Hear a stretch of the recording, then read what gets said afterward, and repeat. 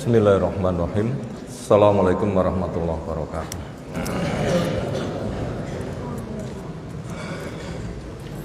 Alhamdulillahirabbil alamin. Walladzi arsala rasulahu bil huda wa dinil haqq liyudhhirahu 'ala dini kulli. Wa kafa billahi syahida. Wa asyhadu an la ilaha illallah wahdahu la syarikalah wa asyhadu anna Muhammadan abduhu wa rasuluh. Allahumma shalli ala Muhammad wa ala alihi wa ashabihi wa man tabi'ahum bi ihsanin ila yaumiddin. Ya ayuhan nas ittaqu rabbakum alladzi khalaqakum min nafsin wahidah wa khalaqa minha zawjaha wa bassa minhuma rijalan katsiran wa nisaa'a wattaqullaha alladzi tasaaluna bihi wal arham innallaha kana 'alaikum raqiba. Wa ba'd. Fa inna asdaqal hadisi kitabullah wa khairal hadyi hadi Muhammadin sallallahu alaihi wasallam wa syarrul umuri muhdatsatuha fa inna kulla muhdatsatin bid'ah wa kulla bid'atin dhalalah wa kulla dhalalatin finnar. Ayyuhal ikhwah azza subhanahu wa ta'ala, alhamdulillah, pujian, sanjungan, pengagungan, syukur semata kita haturkan untuk Allah Ta'ala. Dan syukur yang kita bangun, syukur yang kita kerjakan dibangun di atas sabar. Karena sabar merupakan pondasi. Ketika pondasi kuat, apa yang terbangun di atasnya juga akan kuat.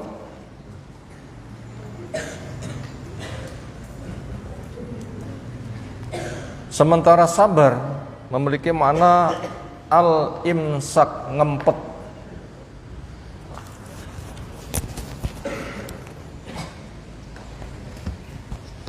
Ngempet apa? Ya ngempet kemauan. Ya Allah menyebutkan wa amma man khafa maqama rabbih wa naha an nafsa anil hawa fa innal jannata hiya al-ma'wa. Adapun orang yang ada rasa takut akan kedudukan Allah, kamu hamba harus menghamba, kamu makhluk dicipta diatur, kamu telah memikul amanat, gunung saja tidak mampu, langit, bumi kamu yang nyanggupi, hisabnya berat, bebannya berat. Tapi bila kamu sungguh-sungguh juga akan ditolong, fadilahnya besar. Tetapi besarnya fadilah dipengaruhi beratnya beban. Bila kamu sudah mati tidak bisa kembali, dunia satu-satunya kesempatan untuk berbenah. Ketika orang itu mikir seperti itu, amanat yang besar. Ketika amal diamalkan belum tahu diterima apa enggak, ketika dosa dikerjakan berpotensi segera sah, sehingga yang ada pada diri itu sifat harap-harap cemas, mengharapkan diterima, dibantu, ditolong dan sukses, khawatir bila tidak. Itu namanya orang yang punya rasa khaufa maqama rabbih, punya rasa takut akan kedudukan Allah Ta'ala. Lalu bagaimana sikap dia? Wa nahan nafsa anil hawa, dan dia menahan diri dari hawa nafsunya. Artinya setiap kali punya kemauan dikoreksi. Bila benar, mampu, maslahat silahkan. Bila benar, mampu, tetapi kurang maslahat, tunda. Bila sudah jelas salah dan orang mesti mampu meninggalkan dosa. Kenapa? Karena dosa itu berbuat, sementara hukum asal orang itu diam. Dosa itu perbuatan, hukum asal apa? Diam. Selagi orang itu masih memegang diamnya, ya selamat. Kenapa? Hukum asal itu diam. Amal itu berbuat walaupun dosa. Nah, ketika ada dorongan, itu naha, ia kendalikan. Dari setiap apa yang jadi kemauan, maka surgalah akan menjadi tempat tinggalnya. Lalu kecenderungan nafsu itu apa? Kepada kebaikan sering terhias berat, kepada kebaikan sering terhias berat, kepada kebaikan sering berkesan senang, kepada beban sering terkesan berat, kepada kebaikan sering terkesan senang. Makanya mau beramal sering keberatan, mau ketika ada kesenangan maunya bersenang-senang. Itu yang dikendalikan. Ibadah itu bukan beban, tapi ibadah itu adalah kenikmatan. Ibadah itu bukan beban, tapi ibadah itu apa? Kenikmatan. Tapi sering jadi beban. Kenapa? Disitulah ada ujian.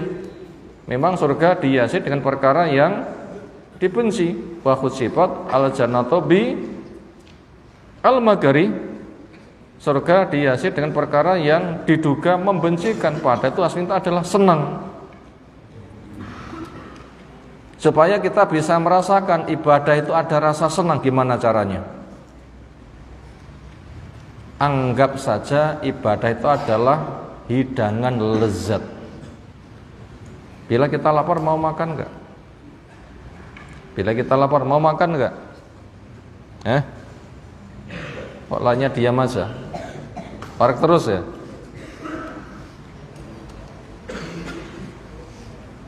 Atau sudah sarapan kabeh? Ketika dilaporkan nanti lezat gitu ya makannya ya, walaupun rapatnya enak. Yang penting luwi, apa-apa nanti doyan. Ketika lapar, pengen makan, kenyang, suguhannya lezat, kan senang bertumpuk-tumpuk. Kenyang itu bahagia, kuat itu bahagia, ketika ada hidangan, ketika menikmati, Masya Allah bahagia nih. Serupa dengan itu, ibadah itu adalah suguhan yang super lezat. Makanya kita minta pada Allah Subhanahu wa Ta'ala bagaimana beribadah itu terasa lezat, menikmati ibadah itu terasa lezat, lebih nikmat daripada menikmati hidangan yang lezat. Bagaimana cari ilmu itu lezat, bagaimana kerja keras untuk bisa paham itu lezat, bagaimana terngiang indah surga itu lezat, ketika paham ngerinya neraka bisa lari itu lezat, dan berbagai macam ketaatan tak ada lezat. Kita minta pada Subhanahu wa Ta'ala. Itu buah dari orang yang bisa mengendalikan diri dari setiap punya kemauan, dikoreksi untuk digiring kepada ketaatan. Makanya orang yang kayak begitu nanti dia berhak untuk mendapatkan surganya. Nah, kemampuan mengendalikan emosi itulah namanya sabar. Senang, pengen senang dikendalikan, tapi modal untuk taat. Musibah itu sebagai penggugur dosa, penggiring dekat kepada Allah, maunya putus asa, dia sabar. Itu namanya sabar itu sendiri. Taat butuh sabar, sabar butuh sabar. Makanya orang yang sabar itu mendapatkan sabar kuadrat. Orang yang sabar butuh sabar, makanya bisa sabar itu mendapatkan sabar kuadrat. Dan itu pemberian yang paling besar. Pemberian yang paling besar. Disitulah kita belajar beragama.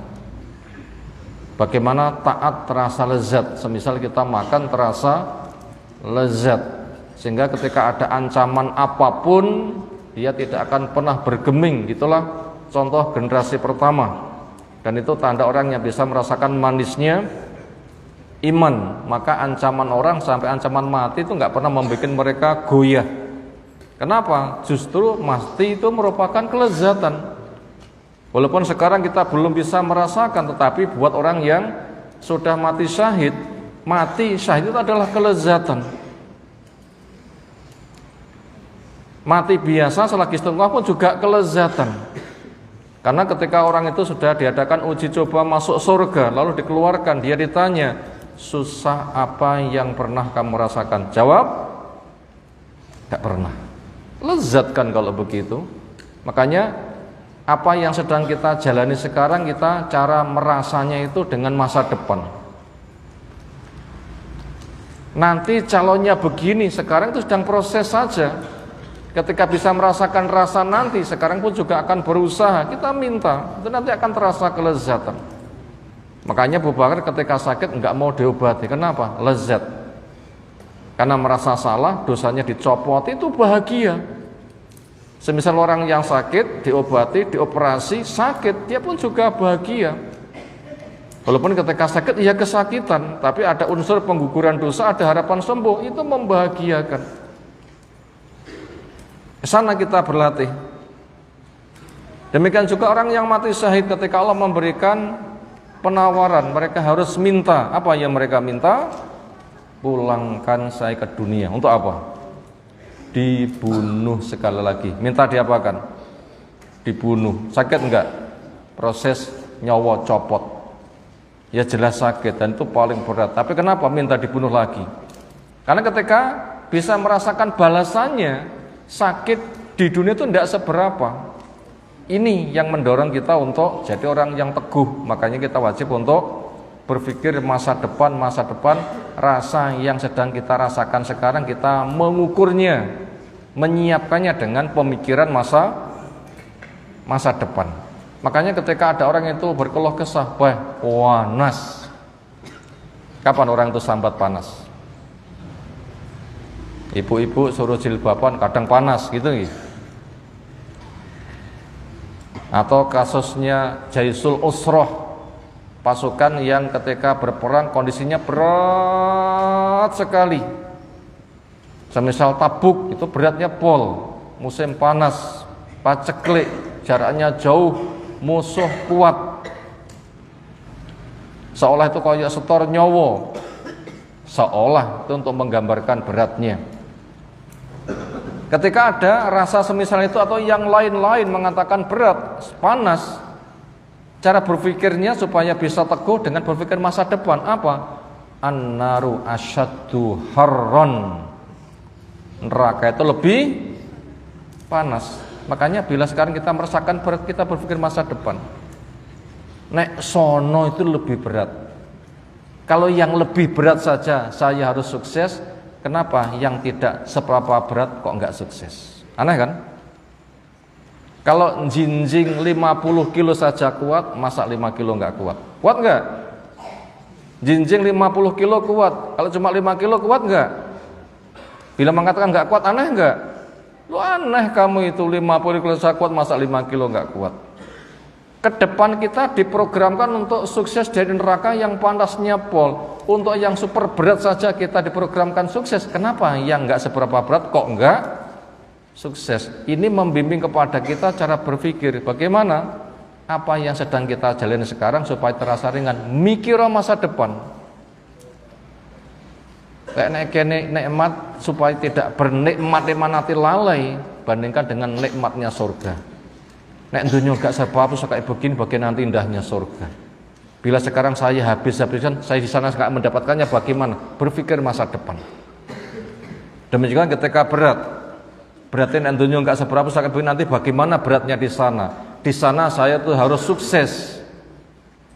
Dan itu berat. Kenapa di dunia yang tidak seberapa berat saya kok tidak sukses? Ini untuk menggali potensi untuk jadi orang yang teguh. Ini makna dari kesabaran, mengendalikan nafsu, dan sudah ada caranya.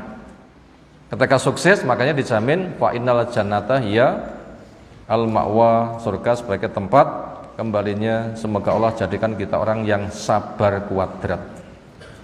senang butuh sabar, kita bisa sabar, sabar butuh sabar, juga kita bisa bersabar, dan mana sabar sudah kita sampaikan. Kita berdoa, Allahumma afrik alaina sabra, ya Allah jadikan kami tercurah kesabaran. Berikutnya, tema global yang kita angkat adalah mensyukuri sempurnanya Islam. Materi yang kita kaji sebuah kutaib, buku kecil tulisan Syekh Utsaimin rahimahullah taala, yaitu Al-Ibda fi Kamalis Syar'i wa Khatru Ibtida, membikin bid'ah di tengah kondisi sudah sempurnanya syariat dan bahayanya orang yang memproduk bid'ah. Berarti bentuk syukur kita akan sempurnanya Islam itu jangan membikin bid'ah, makanya ancamannya sangat keras. Pembahasan terakhir yang sudah kita sampaikan kemarin adalah bentuk sempurnanya Islam, semua masalah sudah diselesaikan, ada jawabannya. Bentuk sempurnanya Islam, semua masalah sudah ada jawabannya. Dulu, sekarang maupun akan datang. Dulu, sekarang maupun akan datang. Jadi ke depan nanti akan ada masalah apa begitu, Allah sudah siapi resep. Allah sudah siapi apa? Resep. Kenapa? Karena Allah adalah Al-Alim, Zat yang Maha Tahu.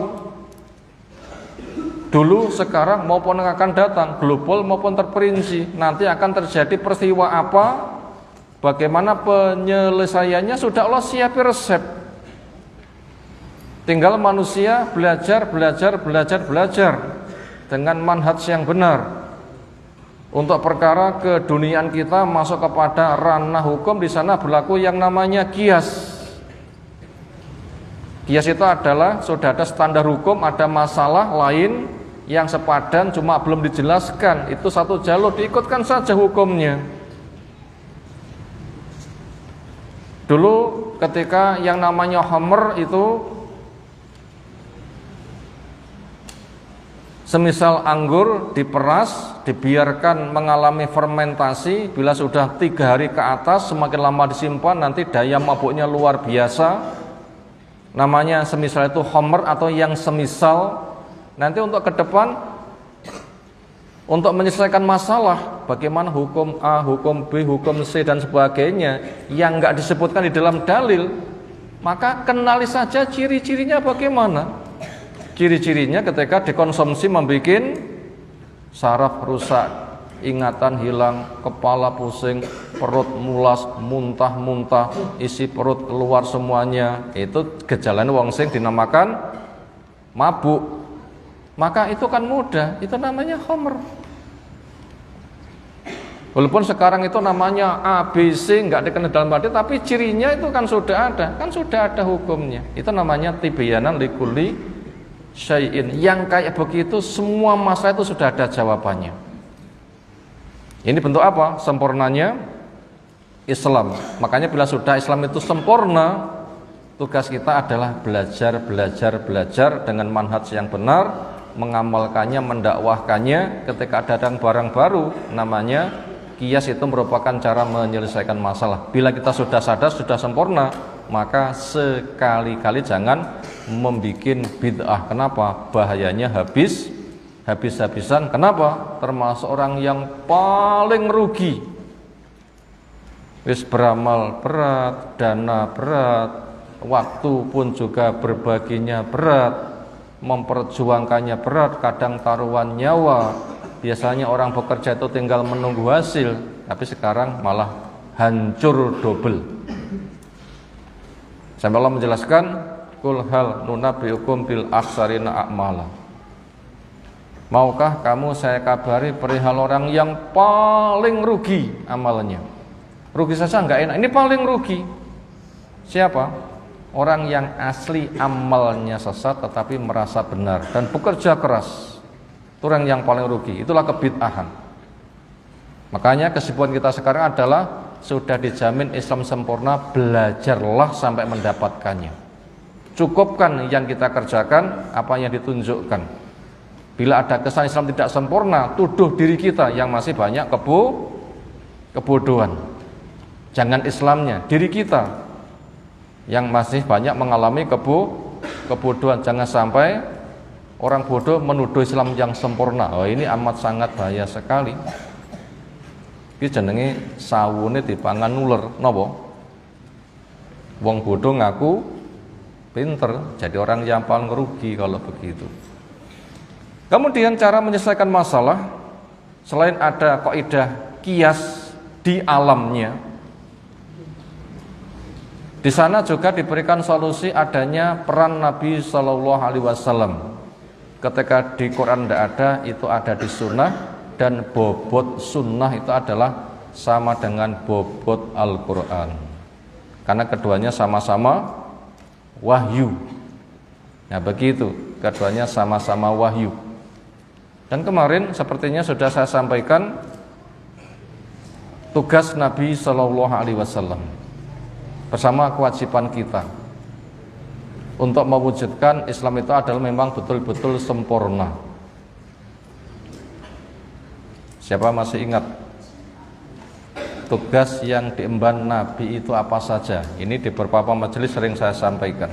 Di sini pun juga saya sampaikan untuk mengingatkan dan memperkokoh. Setidaknya tugas Nabi itu ada 8. Ya, siapa masih ingat? Boleh angkat tangan. Daerah selatan dulu.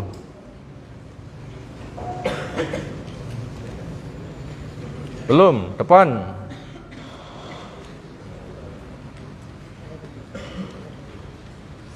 Apa Mat? Kamu mau jawab Mat ya? Ayo, fadl. Membacakan ayat-ayat Allah. Terus menjelaskan tafsirnya. Terus bila umat bertanya, Rasul yang menjawab. Terus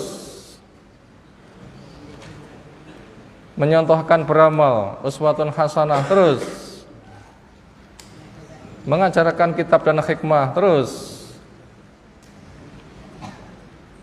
mensucikan kepada umat. Terus lagi mengeluarkan mereka dari gelap menuju kepada cahaya. Terus lagi memberi kabar gembira buat yang taat dan ancaman kepada yang menentangnya. Nah, ini ada titipan Sidal, silahkan ke sini. Waduh, maju ke sini. Ini penyegaran untuk mengingatkan kita semuanya, jangan sampai kita lupa apa yang menjadi amanat dibebankan pada Nabi Sallallahu Alaihi Wasallam. Sini. Semoga jadi kendas ke depan yang gemerlang. Barakallahu fiik. Pemirsa nggih, siapa beliaunya? Insyaallah potensi masa depan.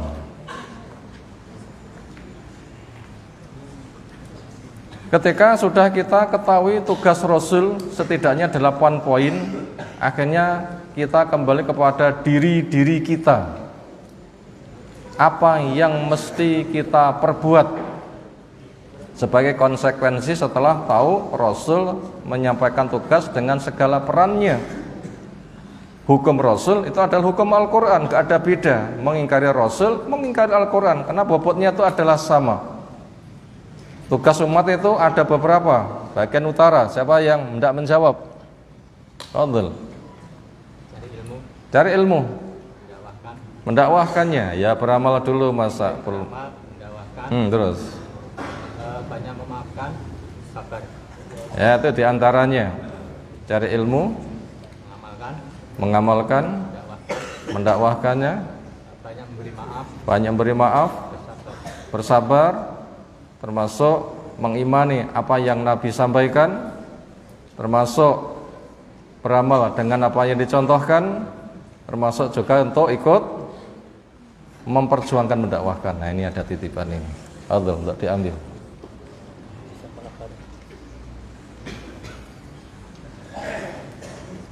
Makanya semakin kita selami itu semakin semua itu ada jawabannya. Itu menunjukkan sempurnanya Islam. Sekarang kita masuk di halaman yang ke-9. Itu rangkuman yang kemarin. Pada baris yang ketiga, siapa memegang bukunya bisa disimak. Bila tidak nanti bisa dirangkum.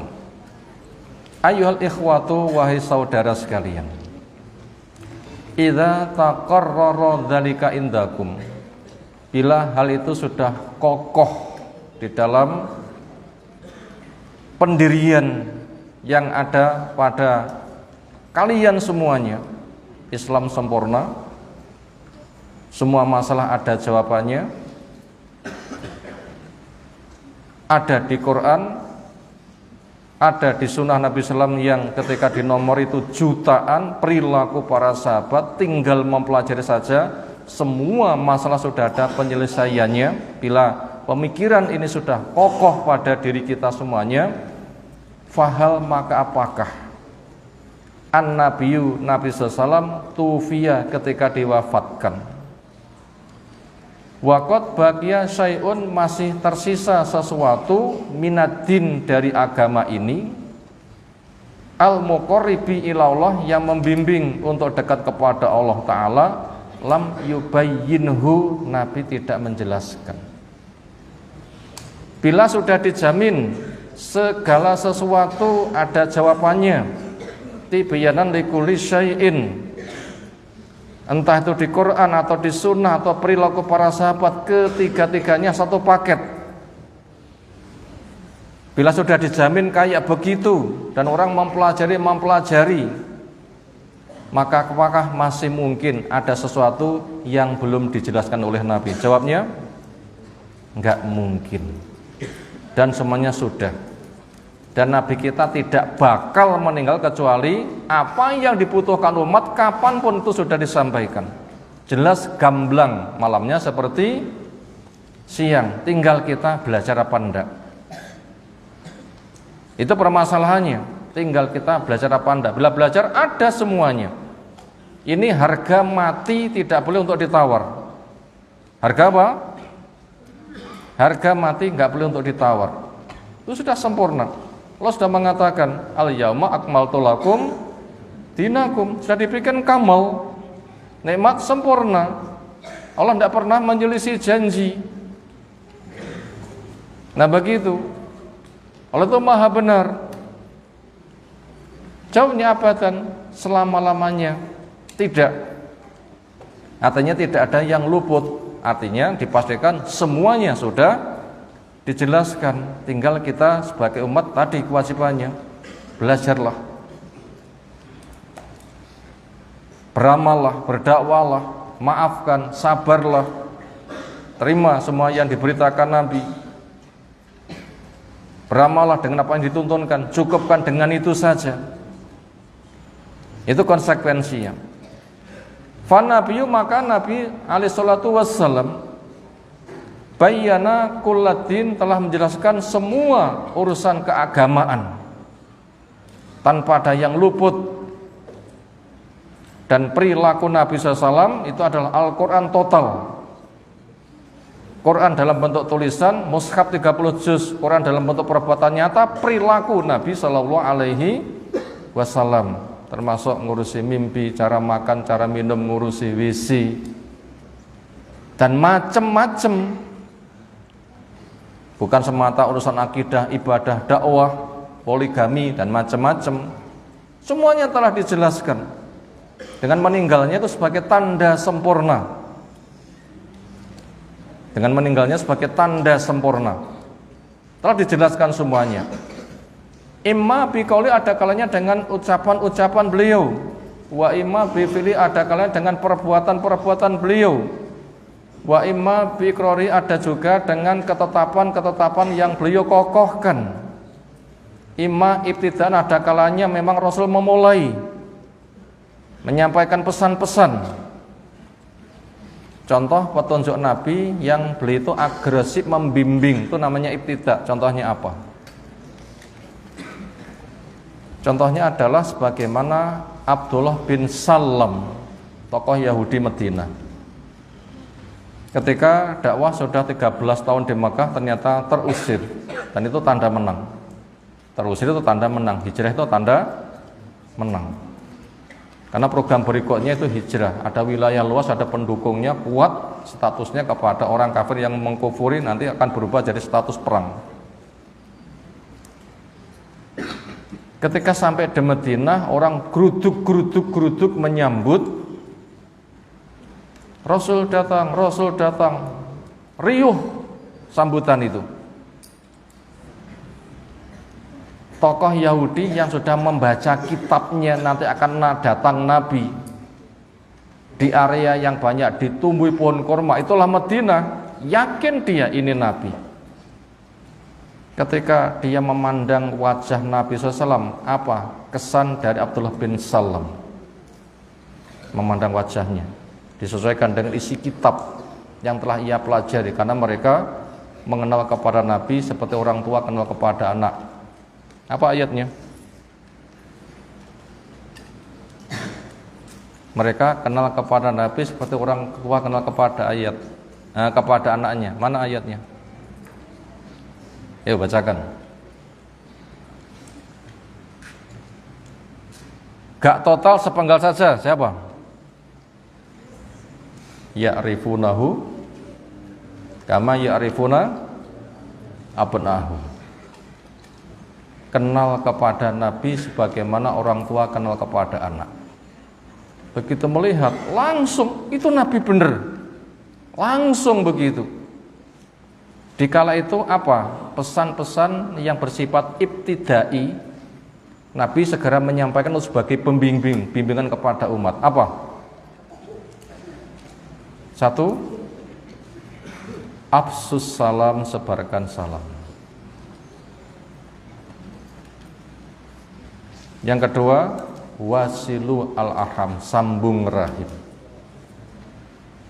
Salam membuahkan kasih sayang, nyambung rahim membuahkan keakraban. Watimu ato'am, banyak memberi makan. Semakin kokoh. Salam sudah luar biasa, sambung rahim luar biasa, ada perekatnya, makanan. Lalu yang keempat, wasallu billaili wan nasu niyam. Salatlah di waktu malam, rata-rata manusia tidur. Tadkhulu jannata daras salam. Niscaya kamu masuk surga kampung keselamatan. Ini ibtidai. Begitu sampai di Madinah, menata masyarakat setidaknya dengan 4 kriteria ciri khas masyarakat Islam. 1, sebarkan salam. 2, sambung rahim. 3, suka memberi makan. 4, malam bangun dengan fadilah ini itu dan seterusnya. Itu namanya arahan Nabi yang bersifat ibtidai. Ini kesan dari siapa? Abdullah bin Salam. Akhirnya dia pun juga masuk Islam, alhamdulillah. Jawaban atau itu jawaban wejangan Nabi karena ditanya. Itu sebatas asbabun nuzul saja atau asbabul wurud, sebab peristiwa. Bukannya ada gara-gara ditanya, enggak. Itu cuma skenario saja untuk memudahkan pemahaman dan pelajaran ketika disampaikan dalam bentuk tanya jawab itu lebih mudah. Apa contohnya? Wejangan Nabi SAW dalam bentuk jawaban. Ya tentunya banyak sekali. Wong sudah diberikan ajang jembar, fas'alu ahla dzikri in kuntum la ta'lamun, bila tidak tahu tanyalah. Terlalu banyak itu contohnya. Abu Bakar tanya tentang alladzina amanu walam yalbisu imanu bidzulmin ulaika lahumul amnu wa hum muhtadun, orang beriman yang enggak nyampur imannya dengan zalim maka aman dan dapat bimbingan. Akhirnya Abu Bakar tuh mikir, siapa orang yang enggak pernah zalim? Mata zalimnya banyak, pikiran zalimnya banyak, telinga zalimnya banyak. Apalagi ke pasar-pasar yang paling banyak dosa apa? Dosa mata. Yang mall-mall yang paling banyak dosa apa? Dosa mata.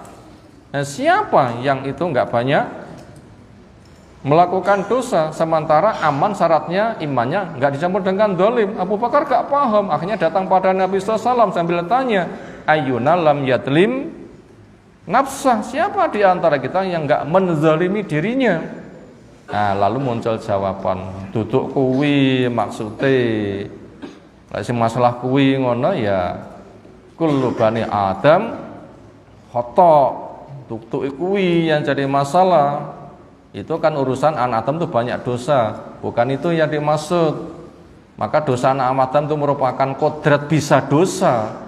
Itu nanti amal soleh harian langsung otomatis jadi penghapus. Innal hasanat yudhibna as-sayyi'at. Amal yang baik itu langsung menghapus yang buruk. Tetapi yang dimaksud oleh ayat iman nggak dicampur dengan zalim, itu adalah sebagaimana pesan Luqman kepada anaknya yang berpesan, ya bunayya la tusyrik billah innasyirka la dzulmun adzim. Anakku, kamu jangan syirik, itu zalim yang paling besar. Artinya iman yang tidak dibatalkan dengan syirik masa depannya aman. Adapun dosa-dosa biasa, insya Allah amal soleh harian itu otomatis akan menjadi penghapus apabila masuk pada kriteria dosa kecil. Atau yang datang itu orang Arab Badui, atau yang datang itu Jibril, yang dikenal dengan nama hadis Jibril. Dia datang langsung tanya, mal iman, mal Islam, mal ihsan, madza asratus sa'ah. Akhirnya keluar jawaban. Itu ajarannya bisa jadi adanya pancingan pertanyaan, yaitu jawaban an soalin. Wahyan dan juga kadang-kadang ya ba'asullahu a'rabiyan, Allah mengutus kepada orang Arab Badui min aqsal badiyati, dari ujung negeri, liya'tiya ila Rasulullah, untuk datang pada Nabi sallallahu alaihi wasallam, yas'aluhu, tanya kepadanya, an syai'in, tentang sesuatu, min umuruddin, dari perkara agama. La yas'aluhu, yang tidak menanyakannya, anhu, tentang itu, as-sahabatu, para sahabat, al-mulazimun, yang selalu ngintil, mulazamah, selalu mengikuti kemanapun Nabi sallallahu alaihi wasallam pergi. Nah begitu. Apa contohnya? Orang Arab Badui datang kepada Nabi, lalu di sana akhirnya ada arahat, di mana para sahabat itu walaupun secara umum memiliki hak tanya, karena ilmu butuh amal, hanya semata semangat ilmu, amal belum, itu pun juga butuh untuk dikoreksi. Dan para sahabat radhiyallahu anhum yang mulazamah itu berpotensi ilmunya luas, karena semangatnya itu penasaran, apalagi yang hendak disampaikan. Maka untuk kasus yang seperti itu, sahabat itu mendapatkan rambu-rambu, jangan memperbanyak tanya. La tasawul an asya'a intu betalakum tasukum. Kalian jangan memperbanyak tanya, lek dica malah jelek. Ini adab. Walaupun itu juga ada makna yang lain, yang itu juga ada perinciannya. Makanya sahabat itu ketika mau tanya gitu tidak gampang, mereka banyak ngerim.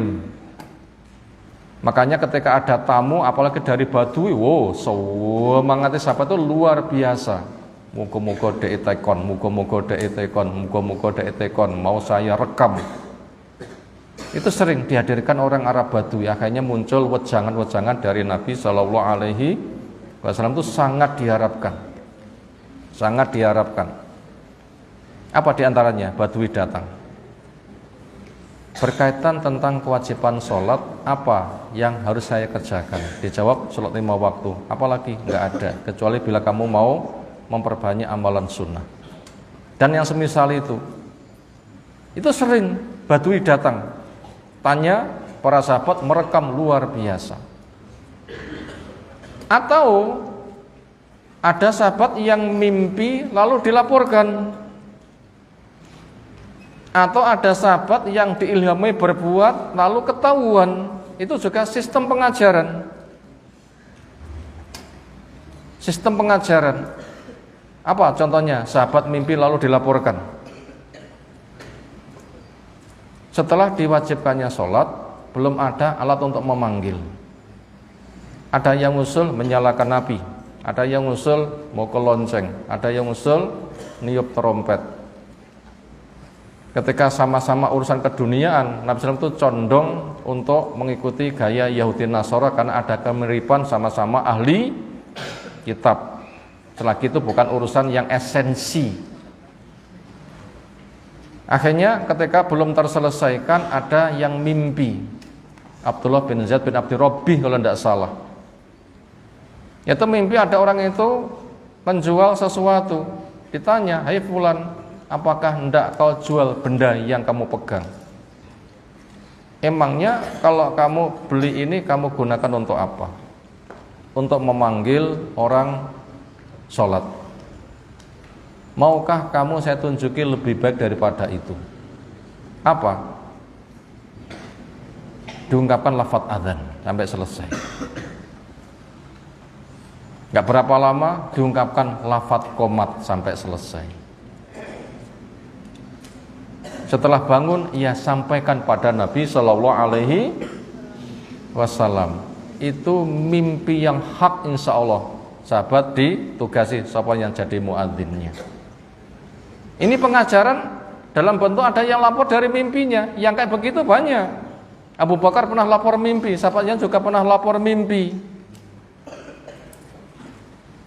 Sampai di kitab Tauhid At-Tamimi itu juga ada Muslim berbincang dengan Yahudi. "Hei Yahudi, kamu sebaik-baik umat, tapi sayang kamu kok menyembah Uzair. Hei Nasara, kamu sebaik-baik umat, tapi sayang kenapa kamu kok menyembah semisal kayak Trinitas." Mereka balik tanya, "Kamu juga sebaik-baik umat asalkan kamu tidak mengatakan ini karena Allah dan karena Muhammad." Nasrani juga punya jawaban sama, "Kamu juga akan menjadi sebaik-baik umat asalkan kamu nggak mengatakan ini karena Allah dan karena Muhammad." Itu kata Yahudi dan kata Nasrani di dalam mimpi. Lalu ia ceritakan kepada temannya, lalu ia ceritakan pada Nabi SAW. Dia ditanya, "Apakah ini juga kamu ceritakan kepada teman-temanmu?" "Iya." Akhirnya mereka dikumpulkan. "Tadi si fulan mimpi begini. Perbincangannya dengan Yahudi, dengan Nasoro. Akhirnya beliau memberikan instruksi, "Kamu jangan mengatakan ini karena Allah dan karena Muhammad, tapi katakan ini karena Allah semata." Loh, ini juga lewat mimpi loh itu. Atau juga ada sahabat yang diilhami ngomong sesuatu lalu ketahuan. Akhirnya di situ ada pengokohan. Itu sistem pengajaran yang disampaikan Nabi SAW. Apa contohnya? Ketika berjamaah, imam berucap, "Sami Allahu liman hamidah." Makmum ikut bergerak sambil angkat tangan, tidak usah berucap Sami Allahu liman hamidah, cukup melanjutkan dengan berucap Rabbana walakal hamdu. Di sana ada sahabat yang terilhami untuk berucap dengan hamdan katsiran thayyiban mubarakan fih atau semisal, pujian yang banyak, baik, lagi diberkahi, atau bahasa yang semisal. Selesai sholat ditanya, "Ayo sapa mangke sing muni hamdan katsiran thayyiban mubarakan fih?" "Sapa? Ayo." Akhirnya ada yang celuluk. Napa celuluk niku? Ngaku, ditanya jawab, "Kula." Apa kata Nabi SAW? "Tadi saya lihat sak gerudukan malaikat." Apa maksud sak gerudukan? Ada beberapa malaikat lomba untuk mencatatnya dari apa yang dikatakan. Ini namanya orang diberikan ilham, ketahuan, kemudian ditetapkan hukum. Ini termasuk sistem pengajaran Nabi SAW. Maka orang yang diilhamkan kayak begitu jadi hukum, itu bila konangan Nabi. Dan ini terkontrol, memang itu proses penyampaian ilmu. Dan ini kita nggak bisa menerapkan. Lek sahabat ada yang punya ilham, saya juga diilhami. Aku tak muni ngene. Sambil mengatakan ngene iki pomo Rasul pirsa mesti disahihkan. Bolehkah begitu? Emangnya kelasmu tuh kelas sahabat? Emangnya kelasmu tuh kelas wahyu masih diturunkan? Lah kelasmu bukan kelas sahabat, wahyu sudah enggak diturunkan, takrir sudah enggak akan ada lagi. Kok kamu mengatakan andai Nabi masih akan dikokohkan? Andai itu kan belum terjadi, kok sudah kamu jadikan hukum, gimana? Andai itu sudah terjadi belum? Belum. Contohnya, hadirin, andaikan saya punya perusahaan berkelas dunia, di mana-mana cabangnya ada, penghasilan saya satu hari itu bisa 1 triliun. mengki sak bibar ngaji jenengan badhe kula sangoni sak juta. Jenengan pun pikantuk napa dereng? Belum, bagi saja belum. Namanya lau itu kan belum ada wujudnya. Lah orang tadi mengatakan andaikan Nabi masih hidup dan tahu ini akan dikokohkan. Lah sudah meninggal, nggak mungkin ketemu, nggak mungkin pengokohan. Kok sekarang sudah menjadi ketetapan namanya bid'ah hasanah. Gimana itu bisa terjadi? Tuh ada syubhat yang seperti itu. Dan seringnya orang bid'ah itu memang dari sana setatnya, mengatasnamakan katanya mengikuti jejak sahabat. Yang kadang menggunakan ini juga termasuk manhaj salaf, mengikuti jejak salafus soleh. Sahabat saja ada yang nambah dengan hamdan katsiran thayyiban mubarakan fi. Itu enggak diajarkan Nabi, malah Nabi bertanya, berarti saya kan boleh seperti itu, namanya mengikuti salafus soleh. Ini subhat yang sering dibawa. Bila kita enggak paham itu juga bisa terbawa. Makanya kita harus memahami. Gimana jawabnya? Bagaimana kamu mengkelaskan sahabat? Gak mungkin. Kenapa? Nabi sudah meninggal, sudah enggak turun wahyu. Sekarang kamu ngarang, kamu jadikan ketetapan hanya menggunakan bahasa andai. Lah itu cara jawabnya seperti itu. Dan seterusnya. Nah, itu gambarannya ke sana. Gambarannya ke sana. Itu tadi sangat bahagia sekali ketika ada orang Arab Badui datang, karena akan muncul pertanyaan, mereka sangat menunggu wejangan dari Nabi Shallallahu Alaihi Wasallam.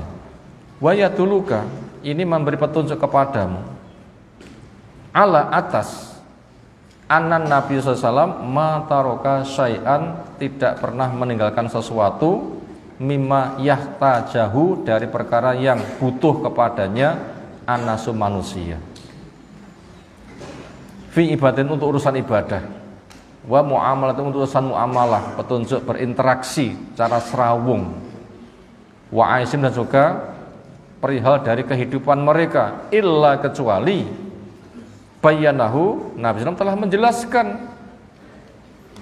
ya tuluka, yang memberi petunjuk ini kepada kamu, ala dalika, atas permasalahan yang ada, semuanya sudah ada ilmunya dan sudah lengkap tinggal belajar, adalah qaulu ta'ala al yauma akmaltu lakum dinakum wa atmamtu alaikum nikmati wa raditu lakum islam madina. Sudah dijamin agama kamal sempurna, nikmat dibagikan tamam sempurna. Umat tidak akan kekurangan rezeki, tapi kekurangan syukur. Kenapa? Banyak rezeki akhirnya lomba, akhirnya bertikai. Ini yang dikhawatirkan. Makanya agama sudah sempurna, nikmat sempurna, gunakan kenikmatan untuk memperjuangkan agama. Jangan sibuk untuk mencari dunia sehingga dengan sesama saudara bisa tengkar. Wa raditu lakum islam madina, dan saya ridho Islam sebagai agama kalian semuanya. Ayo ikhwah, ini masalah penting untuk kita semuanya. Sebagai ulasan, setelah Islam itu sempurna, maka tinggal mensyukuri, dan semuanya telah dijawab. Dan tadi kita sudah melihat bagaimana proses jawaban-jawaban Nabi SAW, wejangan Nabi SAW kepada para sahabatnya. Nah, sebelum kita masuk kepada kelanjutan materi berikutnya, karena telah bertumpuk beberapa kertas, bahkan begitu saya datang sudah dapat selembar kertas kayak tulisannya bek pisan. Ini kayaknya yang menyita waktu. Makanya untuk poin berikutnya untuk kita sampaikan jawabannya, semoga bisa menjadi materi tambah untuk kita semuanya. Disampaikan salam dengan assalamualaikum warahmatullahi wabarakatuh. Kepada yang salam kita sampaikan wa'alaikum. Ustadz Afwan agak melenceng dari materi. Ustadz, saya dan teman saya butuh nasihat Ustadz. Kami sering debat tentang syariat poligami. Sinten sing gampang debat syariat poligami ini? Bapak-bapak atau ibu-ibu ini? Lek bapak-bapak ndorong kapan ngono nggih kira-kira nggih. Bapak-bapak begitu, kapan. Cik enom, cik sehat, bondomu yo akeh, kapan buka cabang. Laki-laki ketemu laki-laki begitu kurang lebih. Tapi perempuan kayaknya nggak begitu. Beda lagi antara iya atau tidak.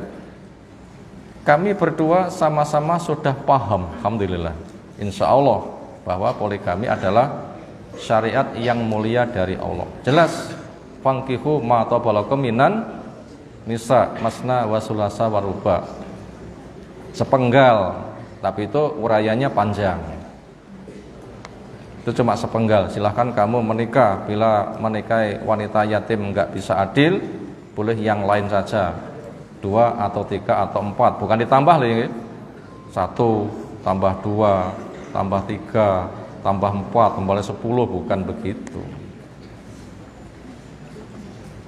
Artinya praktek dalam hadis itu pol 4, artinya itu wa itu punya makna au. Tapi semuanya ada syarat adil, dan itu pembahasan adil itu luas. Hanya saja hati dan pikiran kami sebagai manusia, terutama sebagai wanita, mempunyai sudut pandang yang berbeda. Ya memang ujian laki-laki pengen double, ujian perempuan tidak mau di madu dan sering nyanyi. Gimana nyanyiannya? Wanita mana yang mau di madu? Sapa sing pinter nyanyi ngono kuwi?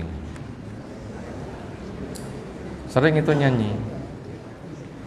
Teman saya berpendapat bahwa jika Allah Subhanahu wa taala telah menakdirkan di dunia ini kami mengalami poligami, maka pasrah saja.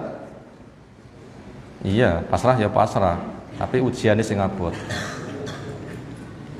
Antara pasrah dengan mampu itu beda. Pasrah itu memang akidah, mampu, ada yang mampu, ada yang belum mampu. Ana sing mampu pasrah, iya, ada yang dimampok-mampokne panggah rong iso-iso. Pasrah saja, itu kata satunya. Ikhlas karena menurutnya ketika kita mengalami takdir seperti itu, disinilah kita benar-benar diuji dengan beriman kepada takdir Allah. Betul seperti itu. Tapi ujiannya yang berat. Makanya sesuai dengan kemampuan.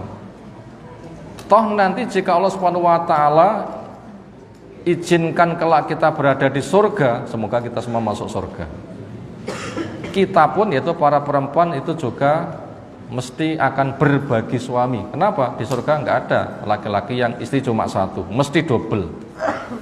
Sok calone ngono nek kene latihan wae lah. Ralilo dililak-lilakne raketang karo nangis. Ya semoga saja bisa.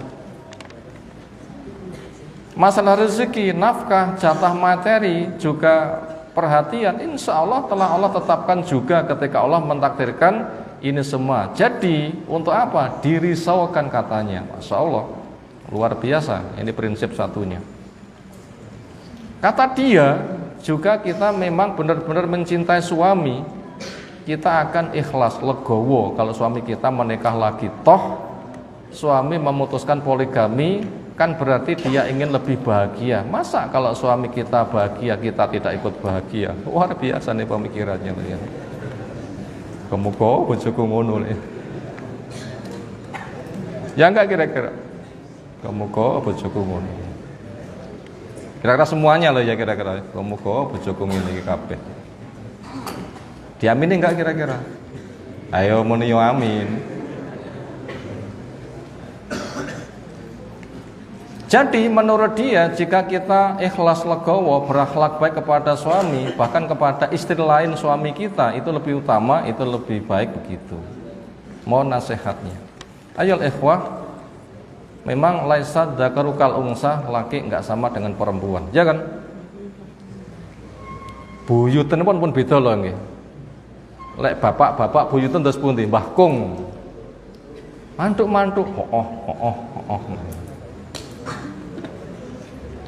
Lek Mbah Putri moh beda.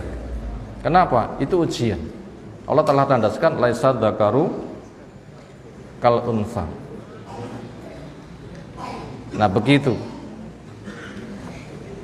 Karena memang kita diuji satu dengan yang lain, punya bawaan beda. Satu dan yang lain itu ada saling diuji. Nah begitu.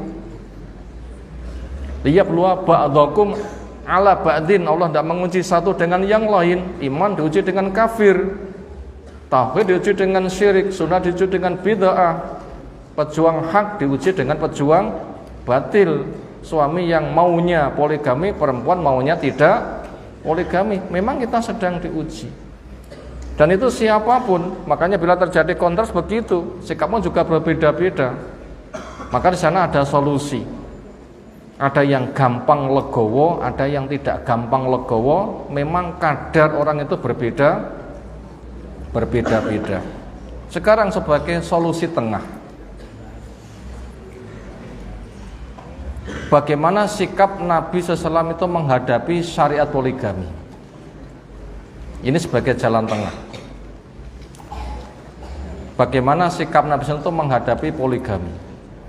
Poligaminya Nabi SAW ta'adud wayuwe Nabi. Niku tidak memanfaatkan momen, ya memang syariat ya lanang ya ngono kuwi, larang ngono ra patek lanang. Lanang ya ngono. Enggak begitu prinsip Nabi SAW. Enggak semata disyariatkan, enggak semata ada kecondongan, enggak semata sebagai tanda laki-lakinya, bukan. Itu rawan kalau pertimbangannya seperti itu. Kenapa? Mengokohkan egois sebelah akan benturan dengan egois sebelahnya. Ternyata yang diperhatikan Nabi SAW sebagai perwujudan langkah wasaton. Ini jalan tengah. Langkah apa? Langkah wasaton. Apa itu? Menggunakan prinsip global. Dunia dengan segala kemubahannya yang dimubahkan itu sebatas sarana bukan tujuan. Dunia dengan segala sarana yang dimubahkan itu fasilitas, sarana bukan tujuan. Tapi kita nanti akan ditanya, kamu minum masih seger untuk apa? Kamu masih bisa berteduh ketika sudah berteduh enak, kamu gunakan untuk apa? Sampai kamu miskin ketika jalan, kamu punya sandal walaupun sandal jepit kayak sisian pisan. Sitok sandal kimpul, sitok sandal sapi. Napa sandal kimpul? Sandal jepit, napa sandal sapi? Napa? Ban. Saya pernah merasa heran seseorang pulang dari masjid sitok sandal biasa, sitok bangkia, enggak kroso loh ya. Harulane dibengoki, Pak, mboten sami sitok sandal sitok bangkia. Kok ya rasa bedane sikile lho ya. Kenapa? Sikil ketika besan itu lezat itu juga akan ada hisabnya. Lek wis gak riyek, napa riyek itu ya? Nemplek keri-keri ra penak terus jenenge riyek ngoten nggih. Ndelamak penak kuwi tok nggih apa? Itu saja ada hisabnya. Makanya ketika berpoligami juga akan dihisab. Kamu manfaatkan syariat poligami untuk apa? Maka untuk memudahkan hisabnya sehingga untuk potensi gap itu bisa dinetralisir, yaitu menggunakan jalan itu sarana sebagai media dakwah. Sehingga ketika suami hendak pamit kepada istrinya sebagai jalan tengah yang siapapun itu harus adaptasi, Nabi menggunakan alasan apa? Untuk dakwah. Sekarang kita lihat Nabi SAW menikahi Saudah. Apa itu alasannya? Dia wanita generasi awal, orang muhajiroh, anaknya banyak, janda. Keluarganya mungkin banyak memusuhi. Pantasnya ini dirabi untuk menolongnya. Pada Nabi itu apabila hendak menikah karek milih. Kenapa malah memilih tua, janda, banyak anak? Ini kalau bukan perjuangan nggak mungkin. Kesana Nabi kurang lebih bila kita membaca pertimbangannya. Disusul menikah dengan Aisyah, malah gadis cilik, sudah dimimpikan. Jibril yang gendong bayi ketika Jibril memberitahu, "Kilo calon istrimu tak delok jebule Aisyah." Untuk apa nikah dengan Bu Aisyah? Gadis cilik, belum 10 tahun.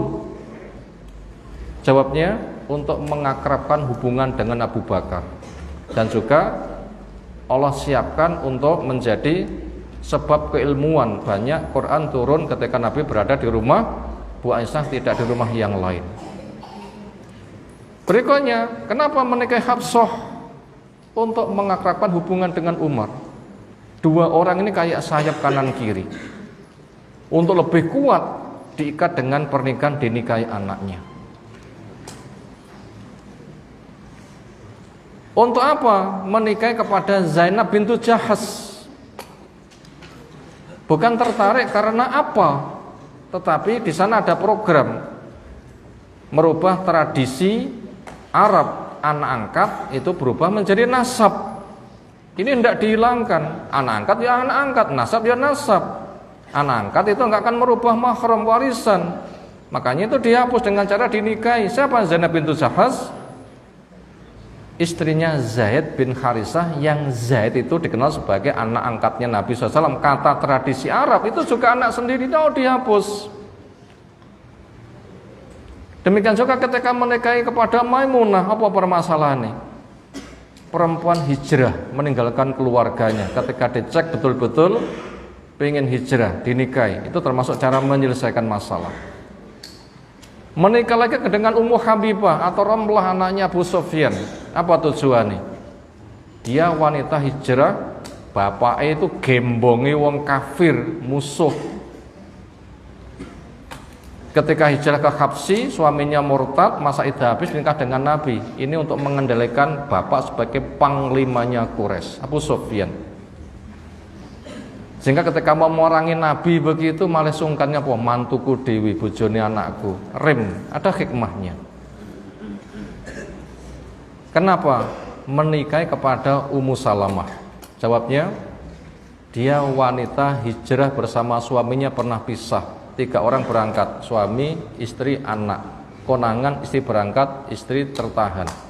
Anaknya diambil oleh keluarga suami. 3 orang berpisah, Susaipol. Begitu sampai di Medina, ternyata sang suami mati. Punya siapa di Medina? Kayak ngopeni anak sak pirang-pirang.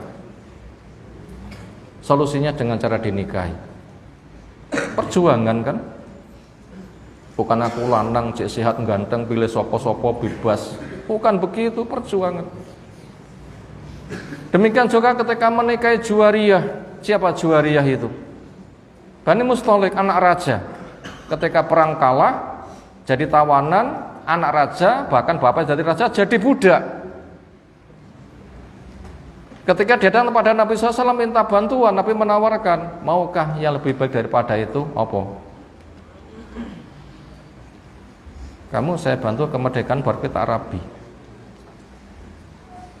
Ternyata masuk Islam, bagus.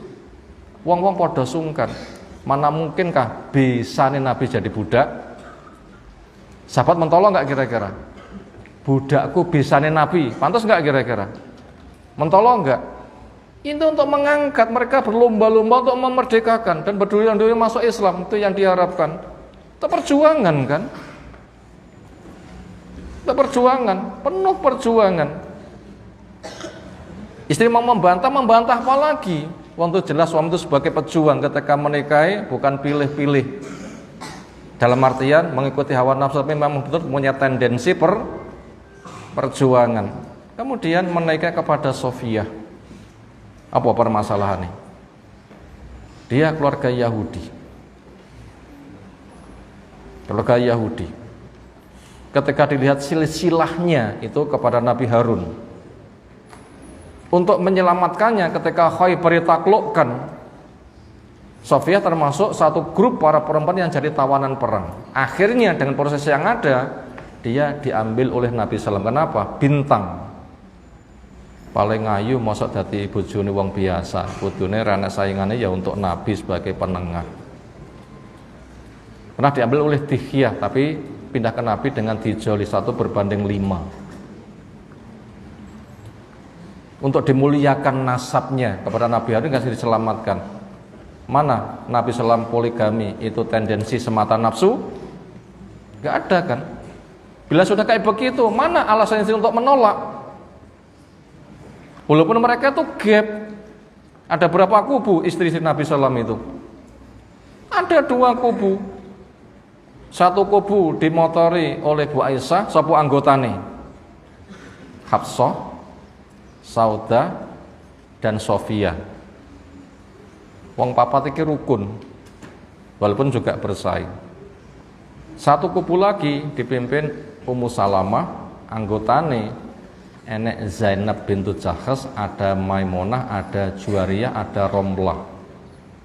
Si Zainab bintu Jahsh, ini jan vokal sekali. Ketika ngelabrak begitu kayak tedeng ngaling-ngaling, tanpa tedeng ngaling-ngaling. Tapi dia tuh KO menghadapi Bu Aisyah. Aisyah ngomong menghadapi Bu Aisyah. Apa kata Nabi SAW? Anaknya Abu Bakar. Gitu ya. Silahkan dibaca di Sahih Bukhari bab keutamaan hibah. Jilid 2, juz yang ketiga, cerita tentang masalah apa hibah, itu ada yang seperti itu. Nah, ini sebagai jalan tengah apabila ada polemik di antaranya antar perempuan, ada yang siap, ada yang belum siap.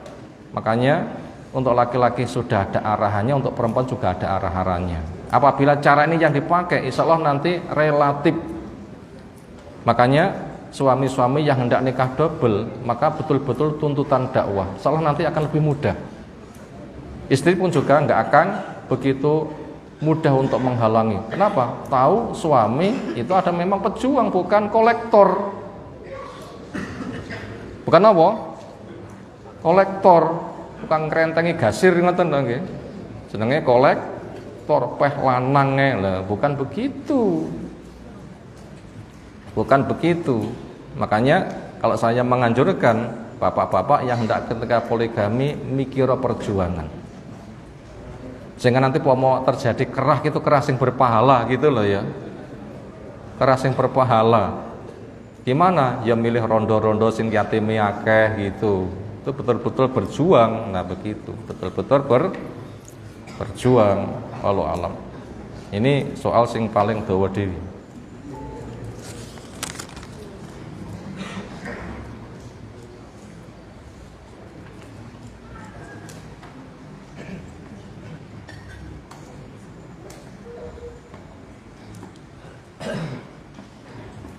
Tolong peringati orang yang melakukan hutang tapi tidak bayar-bayar.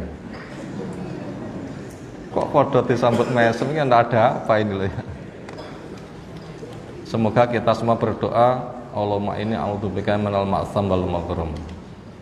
Ya Allah, lindungi saya dari deyek-deyek kabutan utang dan dosa. Jangan terbiasa utang.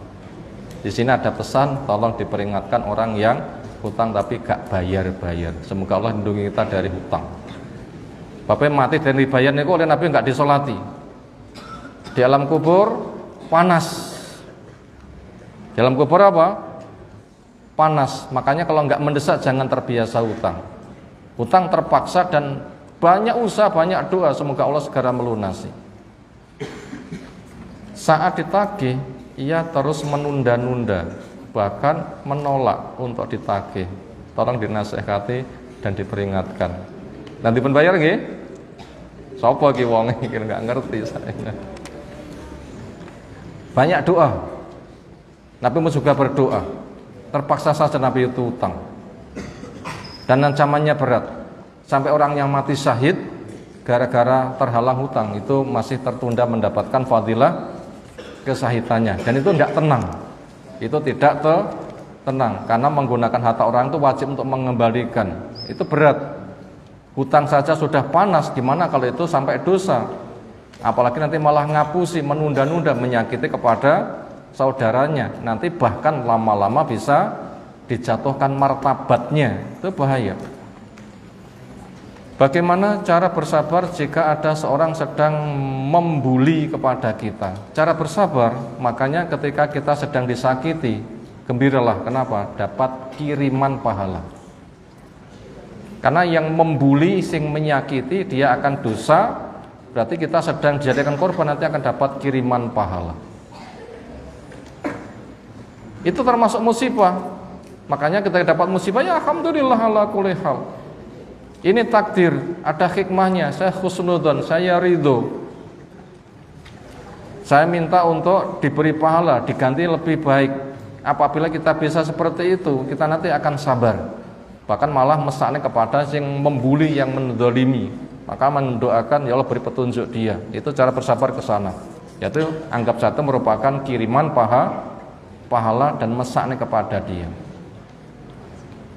Apa hukum menjadi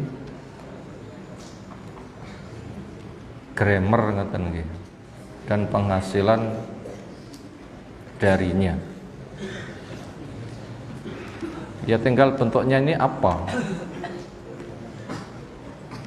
Kalau itu nanti ada kasusnya dengan pelarangan, semisal yang menjadi objek itu makhluk bernyawa, ya nanti ada resiko untuk dihisab suruh memberi nyawa. Ketika nggak bisa Allah memberi nyawa untuk menyiksa, ya nggak boleh. Atau ayat-ayat semata untuk sesuatu yang dipajang bukan fungsinya, ya nggak boleh. Tapi kalau sebatas untuk pemandangan yang indah, penyegar, perkara mubah, nggak menyangkut perkara dilarang, ya itu perkara mubah. Bagaimana caranya menjadi orang yang baik? Insya Allah jawabnya adalah cari ilmu, berdoa dengan ilmu yang bermanfaat, berdoa untuk bisa beramal, menghiasi akhlak ketika bergaul, bagaimana memberi kebaikan kepada orang lain. Lek susah mengadu kepada, berikut memberikan kebaikan kepada orang lain. Kemudian kita melihat orang yang lebih baik, kalau dia itu bisa, kenapa saya nggak bisa? Diperkokoh dengan doa, Allahumma a'inni ala dzikrika wa syukrika wa husni ibadatik. Ya Allah, bantu saya untuk syukur, zikir, memperbagusi ibadahku kepadamu. Banyak muhasabah. Apa berkumur-kumur dan beristinsak pada wudhu harus menggunakan satu tangan? Apakah tidak boleh menggunakan dua tangan? Masalah sah tidak sahnya satu tangan, dua tangan itu sama-sama sah. Cuma kaifiyat tata caranya itu nanti nilai kesunahannya berbeda. Sementara Nabi SAW itu contoh yang paling bagus dan sempurna, yaitu menggunakan satu cawukan. Bahkan ketika berwudu satu gelas cukup. Siapa pernah praktek wudu satu gelas cukup? Bisa angkat tangan. Siapa pernah mencoba wudu satu gelas ini cukup? Angkat tangan. Jadi nanti Nabi pernah. Bahkan ini jadi tradisi. Hemat. Walaupun banyak air tidak berlonggar-longgar. Kenapa akan dihisab? Gimana? Mudah satu cawukan dengan dituangkan. Makanya paling pakai keran tutup dulu. Jangan kerannya mengalir deras. Bahkan keran mengalir deras malah tinggal ngalir sirat-siratan. Berapa banyak yang mengalir sia-sia? Untuk mengalirkan itu kan butuh dana, butuh listrik, butuh uang. Cari dana sana sini kok digunakan untuk bermain-main. Itu hisabnya berat itu. Makanya bila pakai keran diturni, nggak usah deras-deras, satu cawukan tutup dulu kerannya. Untuk tangan nanti juga begitu, diturni tangan, kerannya ditutup, mengalir gosok-gosokkan. Nah begitu, ketika sudah mengusap kepala juga tutup kerannya. Ketika kaki, ojo kaki malah ditungni, kerannya panggah mili, jangan. Satu cawukan, keran tutup, basuhkan ke kaki, gosok-gosokkan sampai merata kayak uang ngecat. Nanti satu cawukan lagi dituangkan ke kaki lagi, yang kedua, yang ketiga, kiri juga begitu. Nah begitu caranya. Caranya seperti itu. Itu cara terbaik dicontohkan Nabi SAW. Jadi itu bukan sebatas sah tidak sahnya. Kalau sahnya ya sah-sah saja. Cuma itu pada sisi yang lain dia tidak mendapatkan fadilah, sementara pada diri Nabi sebagai uswatun hasanah. Bagaimana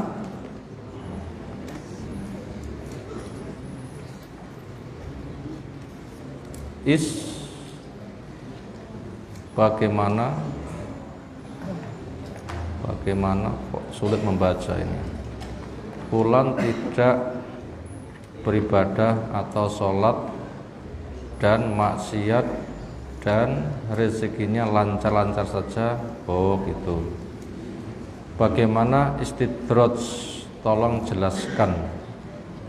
ada peristiwa si fulan nggak beribadah, tidak sholat, tetapi rezekinya kok ya lancar-lancar saja, apa termasuk istidraj?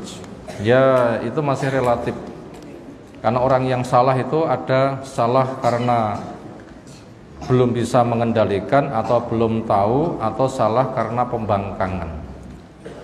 Maka yang termasuk istidraj, orang seneng di dalam kemaksiatan itu dengan tanda sudah tegak nasihat, bahkan berulang, sengaja membangkang, bahkan menindas, bahkan malah ngentai. Wah, aku rasul panggah sugih lah, awakmu jereke salat bathukmu nganti gosong panggah melarat wae. Lah sugih wong yang gayanya kayak begitu itu tanda-tanda istidraj. Kenapa? Diomongi ra kenek malah ngengkel, itu diujo pol-pol nolekmu maksiat. Nanti pada puncak maksiatmu nanti dimatikan, pas mati nggak punya bekal sama sekali, itu tanda-tanda istidraj. Kaya belum tahu itu bukan istidraj. Orang sudah paham tapi orang iso ngempet itu juga bukan istidraj. Tapi itu adalah sudah tegak nasihat, mampu sengaja membantah, menyanggah, bahkan ngentai, kemudian dikayakan, itu tanda-tanda istidraj wallahu alam. Bagaimana cara menikmati lezatnya mencari ilmu, dan bagaimana cara mengatur emosi kita? Cara merasakan lezatnya mencari ilmu dengan sadar kita itu bodoh, lahir gak punya ilmu, masuk pada kelas dzuluman jahula, zalim lagi jahil, nggak makan mati selesai, nggak punya ilmu, neraka bisa nggak mentas. Ini juga akan mendorong. Yang kedua, pada kondisi kita banyak jahil sementara kita sudah banyak memikul amanat. Dan amanat nggak boleh dikerjakan kecuali dengan ilmu. Akhirnya itu dipaksa untuk bertanggung jawab. Dan ketika dibiasakan nanti akan terasa lezat. Caranya kita merasa bodoh. Yang kedua, amanat besar, nggak bisa melaksanakan amanat kecuali dengan ilmu. Resiko nggak beramal dengan ilmu nanti akan dahsyat neraka. Maka mendorong orang itu untuk mencari ilmu. Ketika dibiasakan dan berdoa, nanti akan dibikin lezat. Kenapa? Kulun ya'malu ala syakilati, masing-masing orang berbuat sebagaimana kebiasaan, dan cari lingkungan yang semisal. Jangan cari lingkungan yang sebaliknya. Pemaling jauhi, teman yang jelek termasuk HP yang nggak ada butuhnya itu dijauhi. Imam Syafi'i mengadu kepada gurunya, kenapa hafalanku jelek? Jawabnya dosa-dosa. Maka daripada itu memperbanyak istighfar, cari teman yang baik, sehingga nanti rasa indah itu akan terasa. Imam Syafi'i juga dinasihati oleh Imam Malik, saya lihat pada dirimu itu ada cahaya, jangan kau padamkan dengan dosa-dosa, sebab itu nanti akan menghilangkan rasa manisnya. Apa hukum bagi orang yang nggak sengaja melihat aurat lawan jenis? Karena ketika saya menoleh ke kiri, saya tidak sengaja melihat seperti itu. Ya langsung mengucapkan istirja, innalillahi wa inna ilaihi rajiun, walaupun artinya ya rotok marem titik gitu loh ya. Masya Allah, mungkin artinya muni ngono loh ya. Tapi ya sing dominan itu ya innalillahi wa inna ilaihi rajiun. Berarti kuwi diremne aja nglirik-nglirik. Lah sing lirik-lirik itu nanti yang dosa. Yang pertama itu langsung dimaafkan. Nah begitu. Yang kedua itu yang nggak boleh. Apa boleh mengumandangkan azan kepada bayi yang baru saja dilahirkan? Ini derajat hadisnya memang belum dijumpai yang betul-betul sahih. Tapi ketika ditinjau pada sisi fungsi, pada sisi apa? Fungsi, bukan ritual, tapi sisinya itu sisi apa? Fungsi sebagai tarbiyah. Maka bila kita membaca buku Tarbiyatul Aulad yang Syekh Fauzan memberikan komentar, termasuk buku itu ada nilai baik, itu dibolehkan. Itu dibolehkan. Tapi ingat, itu bukan apa? Ritual, tetapi fungsi pendidikan yang kita getarkan kepada gendang telinga itu adalah kalimat tauhid. Pada sisi yang seperti itu diizinkan sebagai sistem tarbiyah, bukan ritual. Sehingga apabila itu menggunakan sistem tarbiyah, nanti anak akan dijaga lingkungannya, karena kullu mauludin yuladu ala fitrah fa abawahu yuhawidani au yunasirun au yumajisanihi. Setiap bela itu fitrah, maka akan berubah dari Yahudi, Nasara, Majusi, itu lingkungan. Makanya ketika sudah disetatkan kalimat thayyibah, berikutnya itu jaga. Bapak jadi contoh yang dilihat, yang didengar. Ibu juga jadi contoh yang didengar, yang dilihat, termasuk perilaku, termasuk kehalalan, termasuk lingkungan. Itu supaya diperhatikan dengan baik. Dan itu bukan ritual, tapi sebagai salah satu sistem pendidikan. Adab menuntut ilmu salah satunya tidak banyak bertanya. Kalau bertanya untuk menambah ilmu agar memahami yang kita tanyakan, tentunya boleh. Jadi yang nggak boleh tanya adalah kasratu soal, kakian tekon, apalagi tanya untuk lari. Kita betul-betul tidak tahu, pengen tahu, setelah cari-cari tidak ada, silahkan tanya. Silahkan tanya. Yang nggak boleh itu adalah memperbanyak tanya yang tidak penting, atau tidak ada program beramal, tidak mendesak, atau tanya untuk melarikan diri. Apa contoh tanya melarikan diri?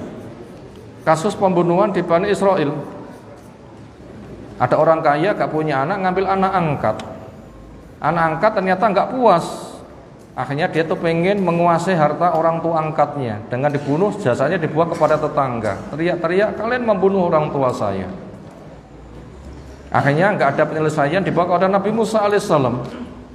Apa kata Nabi Musa? Idbahu baqarah, sembelih sapi betina. Ternyata mereka tanya untuk lari, yang gimana, yang gimana, yang gimana. Tanya untuk lari, bukan tanya untuk dikerjakan. Akhirnya mereka berat sekali, karena dikatakan la tas'al ansha intubdalakum tasukum. Ojo tanya sing nyeleneh apalagi untuk lari. Kenapa? Lek dijawab nanti akan membuat semakin berat. Waktu itu akhirnya sapi yang ada super langka, milik seorang yatim yang dilepas di hutan, dan itu luar biasa indahnya. Saking indahnya, sebagian kisah menceritakan berapa harganya. Sebobot sapi, duit sak bobot sapi.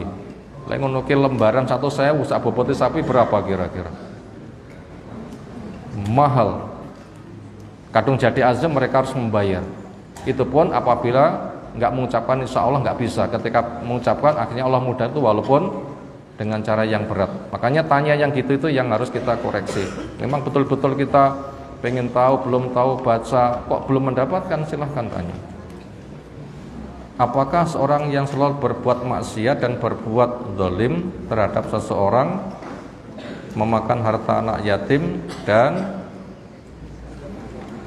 berbuat zina, lalu dia bertobat kepada Allah dan mentauhidkan Allah dengan sebenar-benarnya tauhid, lalu apakah dia masih bisa masuk surga tanpa hisab? Masih ada kesempatan, asalkan tobatnya tobat yang nasuha. Allah menyebutkan, ya ayyuhalladzina asrafu ala anfusihim la taqnatu mir rahmatillah innallaha yaghfiru dzunuba jami'a. Baik orang yang melampaui batas, jangan kalian berbuat putus asa dari rahmat Allah. Tolong mengampuni dosa apapun dosanya, tapi dengan catatan tobat yang nasuha. Gimana cara tobat yang nasuha? Karena nggak gampang orang itu tobat. Satu, ngerti ngerinya neraka supaya kita bisa tobat. Apa satu? Ngerti ngerinya neraka. Entah cerita dari ayat maupun dari sunnah atau asar, neraka itu mengerikan. Makanya ayat dibaca paham, ini cerita tentang ngerinya neraka. Yang kedua ada rasa ngeri. Apakah setiap orang yang membaca neraka ngeri itu ada rasa ngeri? Belum tentu. Belum tentu. Maka minta kepada Allah, benci kepada perkara yang mungkar. Wa karih liyal kufra wal fusuqa ba'dal iman. Ya Allah, bikin saya benci kepada kekufuran, kefasikan sesudah keimanan. Kepada kemaksiatan bikin saya benci. Lalu yang ketiga, yakin kecebur neraka. Kenapa? Jelas punya dosa. Yang ketiga, yakin kecebur neraka. Kenapa? Yakin punya dosa. Yang keempat, rumongso nggak kuat, itu bisa histeris bahkan pingsan. Minimalnya ada 4 langkah supaya bisa tobat. Apa tadi nomor 1? Paham ngerinya neraka. Baca Quran, sunnah, asar yang lain, neraka itu mengerikan, paham. Yang kedua, ada rasa ngeri, minta pada Allah, dibikin rasa benci kepada neraka, dosa, maksiat, kefasikan, apalagi syirik. Yang ketiga, yakin kecebur neraka. Kenapa? Jelas dosa dan belum tahulah kalau akan diampuni. Yakin kecebur neraka. Kenapa? Jelas dosa dan belum tahu itu akan diampuni. Lalu yang keempat, rumongso gak kuat, histeris, susah, nangis, bahkan ada yang sampai pingsan. Apabila ini bisa, seolah nanti bisa tobat yang nasuha. Itu nanti akan menghapus semua dosa.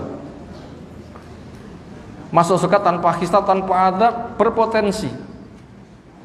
Betul-betul sabar, berobat nggak pakai jos, nggak mengatakan tatoyur adanya burung, tidak minta ruqyah, walaupun ruqyah syar'iyah itu boleh, tapi ruqyah mandiri.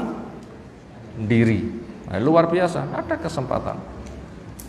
Nah, berikutnya kepada jamaah secara umum. Tadi saya sebutkan ada 4 langkah agar bisa tobat yang nasuha.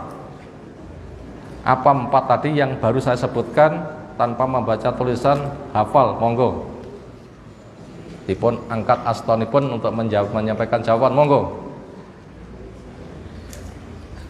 Selatan, monggo. Belum, depan saya. Utara. Yang lain, monggo. Siapa? Fadl.